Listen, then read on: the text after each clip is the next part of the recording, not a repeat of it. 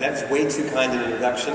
For those of you that do know me in the room, you probably have heard everything I've said before. For those of you that don't know me, you've probably heard everything I'm about to say from someone else on this panel this morning or sometime yesterday. It is a remarkable opportunity to be here at this meeting, and I want to thank Vladina and Chris and the conference organizers for giving me this opportunity. It is, I was going to start my talk today, and then Peter Piot stole it. I thought of yesterday somewhat as a champagne celebration, and there is reason to celebrate, and we don't get enough of those days in HIV prevention or treatment. And it was a day for celebration, and we need to continue that celebration, but there is a bit of a hangover in the midst of it all. And I retitled this talk just yesterday, From What If to What Now? We have spent many years as a community of advocates and policymakers and researchers grappling with many hypothetical issues. What if? And today we actually stand at a remarkably different point. It's a point that challenges us to really look at what now. In a way that Nancy and Ian have described it, and you saw this already unfold yesterday in the presentations. We have evidence, we have data, and we now need to make some decisions. I do want to reflect a bit on timing, and of course in life timing is everything. And if I think back on our conversations over the last 6 or 7 years, conference to conference, and go back to 2004, the conversations around antiretroviral-based prevention were pretty negative. Some of you may recall controversy. Some of you may recall and may have felt at the time that PrEP research may never actually deliver the answer to the question, does PrEP work? And many of us advocated to answer that question so that we could then address much more challenging questions of what do we do if it does work. But along came 2007, a year that was one of the darker years for HIV prevention research, where trial after trial seemed to be a setback, and there was lots of public hand-wringing and soul-searching. Thank you, Slim and Croatia, 2010 became a much more optimistic year, and of course you've just seen it unfold further now. But I think the question that really we all need to grapple with is where to in the balance of 2011, 2012, and beyond. And how do we move from these elegant clinical trial settings with robust results and do something with them to make a difference in the epidemic? So I want to go through a bit of a top 10. And again, I'm guessing all 10 of these you've seen before, and again, Peter stole my first point here. No magic bullet, but we need smart combinations. And I left it in, even though it was used this morning, because I don't think we can say it often enough. And I want to raise it in a couple of different ways. It always amazes me how when one enthusiastically endorses or advocates a finding, all of a sudden the assumption is that you've ignored everything else. So many of us who have been PrEP advocates and criticized sometimes for being PrEP advocates because we somehow said PrEP was the answer.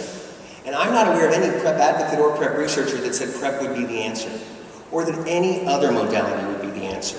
And this is a slide that actually is a week outdated that I borrowed from Slim and Croatia and Caprisa. And again, you've seen this in many different forms. We have so many things at our disposal, so many more things at our disposal than we could have dreamed of just a couple of years ago. And someone yesterday said to me, it must be frustrating to have all of these great new findings, all of these new potential tools, but not knowing quite sure how to deal with them or how to pay for them. And it is deeply frustrating to have that hangover. I would argue it is a much more pleasurable hangover, though, than what it felt like in 2004 or before that, when we had so few things around this dial. These are the challenges we have longed for. And we have to keep that in context. As frustrating as I think our debates and conversations are going to be coming out of this conference about what to do next, these are better debates and conversations, I hope, than they have been in the past. Again, how many more times can you see this slide? I want to return to it, though, because each of these results have similarities, but they have tremendous differences. Every one of these results gives us a different to-do list. And as much as we try to connect the dots to say that we have this expanded array of options at our disposal, we have to recognize that every one of them has a different to-do list coming out of that trial result. What we do after male circumcision trials is different than what we do after Caprisa 004. And we need to be sure we connect the dots when appropriate, but that we embrace the differences as appropriate as well. Quick history lesson. A vaccine, which Albert Sabin talked about, I would add, or a condom, or a microbicide, or a tablet, pill, whatever mode of modality you want to talk about. Any of them that are safe and efficacious that sit on the shelf are useless. And our experience as a global community is nothing to be too proud about. So as we debate what to deliver to whom and how of what's new, we mustn't forget that we haven't done so well with the old, and we mustn't give up on delivering the old. But it presents some huge challenges. One caveat to no magic bullet and needing smart combinations: we need smart, and with all due respect, I would argue smarter researchers, policymakers, funders, and advocates. Smarter in that we need to all get together and understand what we all talk about rhetorically this week, about the power of combinations, the importance of putting this all together. We need to make that happen. So the next couple points Ian covered particularly well. What have we learned of late from an advocacy and policy perspective? The greatest biomedical interventions are behavioral at their heart. And frankly, I am tired of people saying that if you embrace biomedical prevention, you're somehow giving up on behavior. No one is going to use a gel or a pill for treatment or prevention if we don't engage in important behavioral conversations. Which is number 3 then, adherence, adherence, adherence. We have evidence that these products work. We also have some pretty good evidence that it's hard to get any of them to be used as consistently as we want them to be. And we need to understand that and look at both how we do better adherence with the products that we have, whether it's a condom or an ARV, and also, and Ian touched on this, how we look at additional delivery mechanisms that take adherence out of the equation. Embrace the niche. So I have heard once or twice this week that any number of interventions are niche products. That's okay. I don't expect, if I went back to my slides a couple of slides ago from Slim and Croatia, that any of those interventions are for everybody at all times in all ways. And I am not the first person, and I'm sure I won't be the last to draw the comparison to contraception. Niche products are not bad. So I think some of these products are niche products. We need to understand for whom that niche can translate into public health impact. Don't throw out a method because we think it's not for everybody, because if that were our standard, we would throw it all out. Strategize the sequence. So we have this array of opportunity. What do we do next? A busy slide, intentionally so, because our lives are going to get busier as advocates, as policymakers, as researchers, and as implementers. And as I described it before with each of those clinical trial results, every one of those results has a different to-do list coming next. We should, from June 19th forward, be scaling up condom use, medical male circumcision, and ARV treatment and for prevention. We should be delivering it today. We have incredibly exciting evidence from IPREX, from the CDC TDF2 trial, and from the Partners PrEP study that excite us, and rightly so. We have the FemPrep study that causes us caution, that should cause for some caution. As I will pause now. But it doesn't mean we have to wait. I would argue that from today we need to design, fund, and implement demonstration projects to understand how that niche can be put to best public health use. And we need to prepare, I hope, for delivery sooner rather than later, as we get more data from voice, from other trials, from other antiretrovirals, for delivery soon of other ARV-based prevention. And we need to be developing for tomorrow, because focusing on treatment today does not mean we pack up our R&D agenda, because we will still need a vaccine. I think Mike Cohn said it quite well in response to Robin Shattuck's question yesterday. What's the best way to deal with acute infection? Develop a vaccine. Is it harder today? Yes. but no less important. This is busy, it is complicated, and that is our future. And it all depends on testing, testing, and testing. And Nancy did a beautiful job to tell us both of how important it is, but how challenging it is.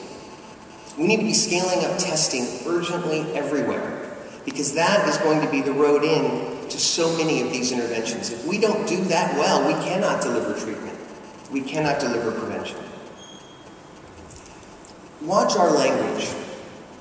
We are several thousand people sitting together for 3 days. That seems like a week or two, in a good way.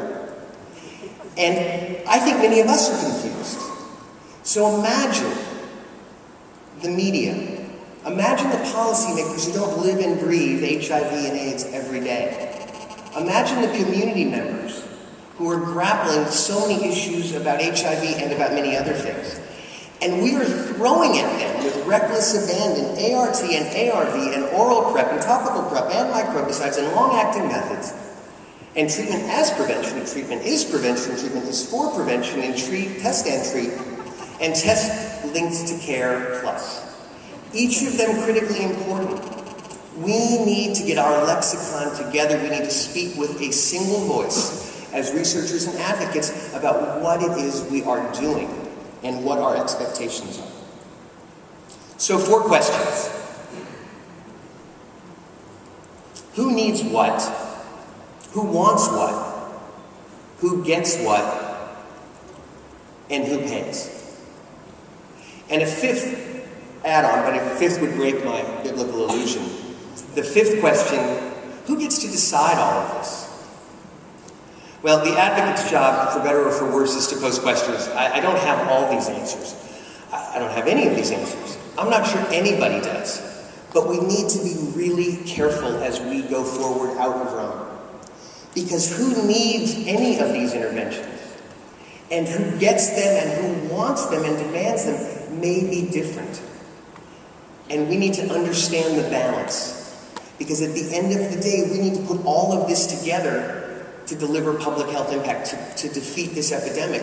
And if we don't do our work well in answering these questions, and in getting payers to pay as we answer them, these are just nice clinical trial results. So money, money, and money. It always comes down to money. These are just 3 different perspectives on money that have evolved over the last couple of weeks. They all say very similar things. One is, I guess, not a formal publication. It was Ward handing me a note the other day. Science of prioritization and the primacy of targeting. You know, these results come at a very important time in the epidemic. When the results came in 2007 that set us back, money was still on the rise. Now, we have these tremendously exciting results, and we don't have enough money. So prioritizing and targeting, no matter how you quote it, no matter how you describe it, become our priority. So number 10, scientific data do not change the world. I'm sorry about that. Deeply, deeply sorry. Because what we saw yesterday on this very stage is transformative, but it doesn't change the course of the epidemic. It's the programs and policies backed by the civil society, donor, implementer, and government engagement that will. So we've had great proofs of concept. What's the next test of concept? The test of concept is if we can design the programs and policies to do right by the science. So I want to end. We've seen this also a couple of times. If I get sued, I hope you'll defend me, IAS. The cover came out in June 2011 with a question mark. So when will the cover on the left come out? Without the question mark. And that's the proof of concept of how quickly we can deliver on that. Just in case you don't have enough to read on your trips home, I want to recommend 4 things to you to read that I think, in the midst of the flurry of academic publications, are really important pieces of work. You heard Tony Fauci yesterday talk about 600 words. I think they're important 600 words. Slim and Krish did a beautiful piece in The Lancet that talk about the next steps. And I think one of the pieces that's so important was